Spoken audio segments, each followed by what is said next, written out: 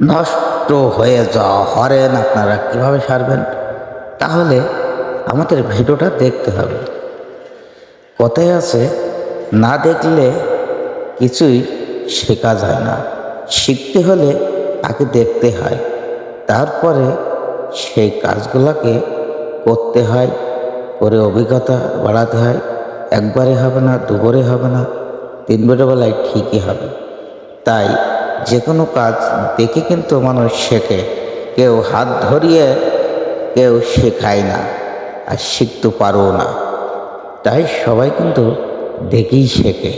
তাই আপনারা আমার এই ভিডিওটা দেখেন, দেখে শেখেন।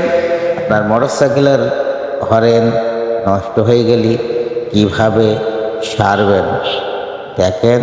সম্পূর্ণ ভিডিওটা দেখে তা কমেন্ট করবেন, ভালো লাগলে অন্যকে দেখার সুযোগ করে দেবেন, শেয়ার করে। তাই সম্পূর্ণভাবে আমাদের ভিডিওটা দেখতে থাকুন, দেখলে বুঝতে পারবেন যে কীভাবে একটি মোটরসাইকেলের হরেন নষ্ট হয়ে অনেকেরই বাড়ি পড়ে আছে, কি মোটরসাইকেলই নাগানা আছে, হরেন বাজে না, সেটা কীভাবে সারবেন দেখতে থাকুন আমাদের এই ভিডিওটা।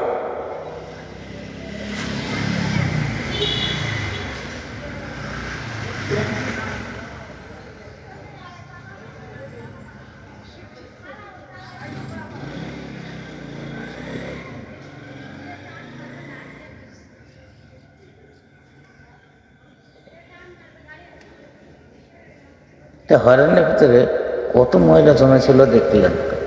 ওই ব্যাটারির পানিকে কিন্তু ওগুলা পরিষ্কার করল।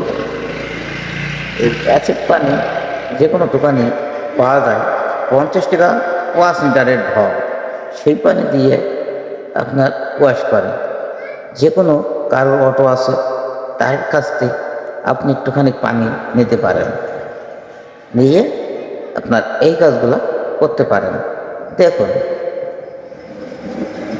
এবং মোটরসাইকেলের যারা সারে, তাদের দোকানে থাকে, ইলেকট্রিক যারা কাজ করে তাদের কাছে থাকে, তাদের কাছে এক সিরিজ পানি নিতে পারেন, নিয়ে আপনার এই কাজগুলো করতে পারেন।